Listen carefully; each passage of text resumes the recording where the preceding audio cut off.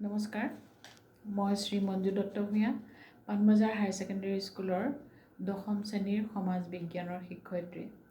মই আজি 10ম শ্ৰেণীৰ ছাত্ৰ ছাত্ৰীসকলৰ বাবে এটি পাঠ যুগুত কৰি আনিছোঁ। পাঠটি হৈছে সম্পদ আৰু ইয়াৰ সংৰক্ষণ। ছাত্ৰ ছাত্ৰীসকল, সম্পদ বুলিলে মানুহৰ জীৱন ধাৰণৰ বাবে ব্যৱহাৰ হোৱা সকলো বস্তুকে বুজায়। অৰ্থাৎ মানুহে ব্যৱহাৰ কৰা সকলো বস্তুৱেই সম্পদ। আমি এটা বস্তু কেতিয়া ব্যৱহাৰ কৰোঁ? যেতিয়া বস্তুটোৱে আমাৰ উপকাৰ সাধন কৰিব বুলি আমি জানো বা আমাৰ কামত আহিব বুলি জানো। গতিকে এটা বস্তু যেতিয়া কাৰ্যকাৰিতা আৰু উপকাৰিতা এই দুটা গুণ থাকে তেতিয়াহে তাক সম্পদ বুলি কোৱা হয়। আৰু মানুহৰ উপকাৰ সাধন কৰা বস্তু কিন্তু সম্পদ নহয়। সম্পদৰ বিভিন্ন প্ৰকাৰ আছে।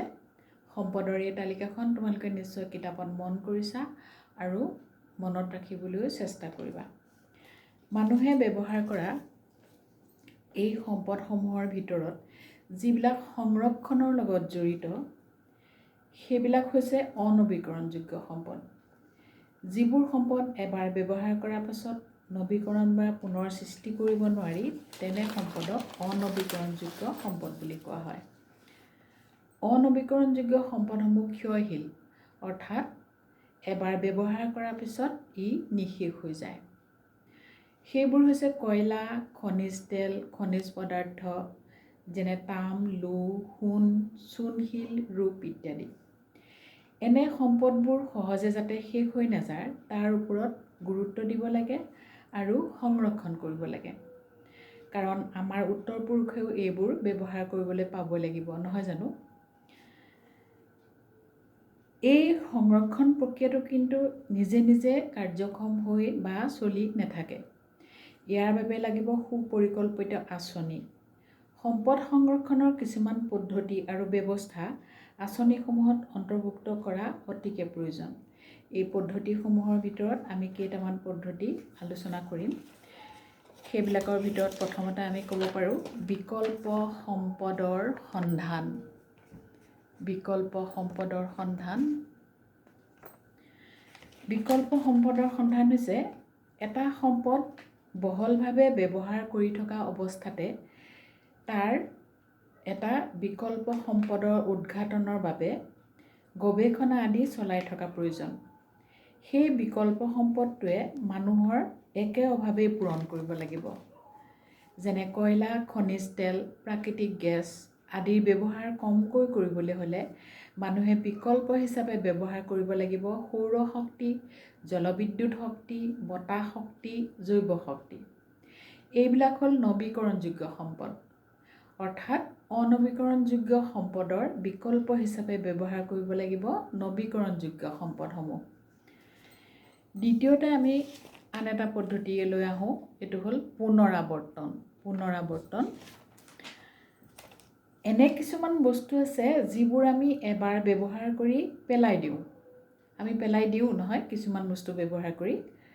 যেনে পুৰণা পলিথিনৰ বেগবোৰ, বিভিন্ন ধৰণৰ প্লাষ্টিকৰ বটলবোৰ, ভঙা চিঙা লোহাৰ বস্তুবোৰ, লিখি মেলি পেলাই দিয়া কাগজবোৰ, এইবিলাক পেলাই নিদি পুনৰাৱৰ্তনৰ জৰিয়তে ব্যৱহাৰৰ উপযোগী কৰি তুলিব পাৰি।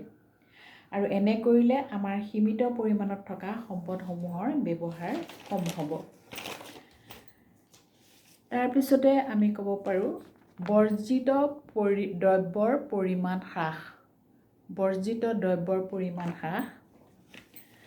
কোনো এটা সম্পদ কেঁচা সামগ্ৰীৰ পৰা প্ৰয়োজনীয় সম্পদলৈ ৰূপান্তৰ কৰোঁতে যিবোৰ বৰ্জিত দ্ৰব্য ওলায় তাৰ পৰিমাণ কমাব লাগে। তাৰোপৰি সেই বৰ্জিত দ্ৰব্যবোৰ পুনৰ ব্যৱহাৰৰ ব্যৱস্থা কৰিলে যথেষ্ট সম্পদ সংৰক্ষণ হ'ব। উদাহৰণস্বৰূপে এডাল গছ কাটি কাঠৰ বস্তু তৈয়াৰ কৰোঁতে বহুতো বৰ্জিত কাঠ ওলায়। সেই পেলনীয়া কাঠেৰে বহুতো সৰু সৰু বস্তু তৈয়াৰ কৰিব পাৰি আৰু সেইবিলাক কুটিৰ উদ্যোগত ব্যৱহাৰ কৰিব পাৰি।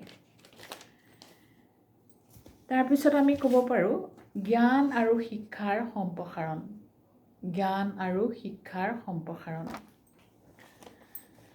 সম্পদ সংৰক্ষণৰ বিষয়ে সকলো কথা জনসাধাৰণক জনোৱাৰ ব্যৱস্থা কৰিব লাগিব আৰু তাৰ জ্ঞানৰ প্ৰসাৰ কৰিব লাগিব।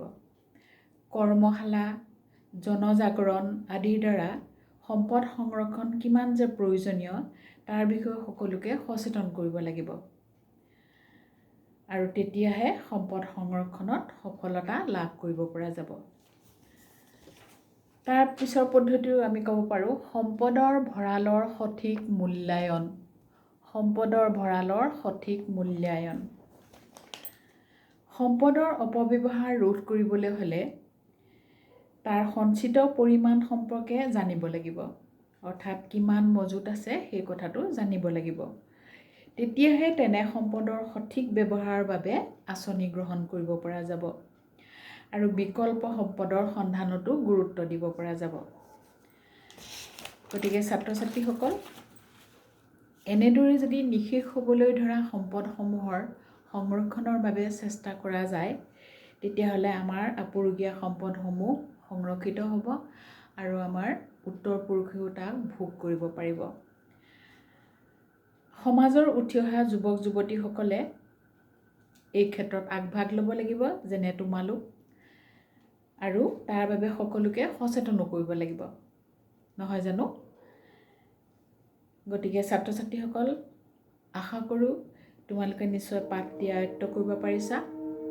পুনৰ তোমালোকলৈ শুভেচ্ছা জনাই ইমানতে সামৰিছোঁ।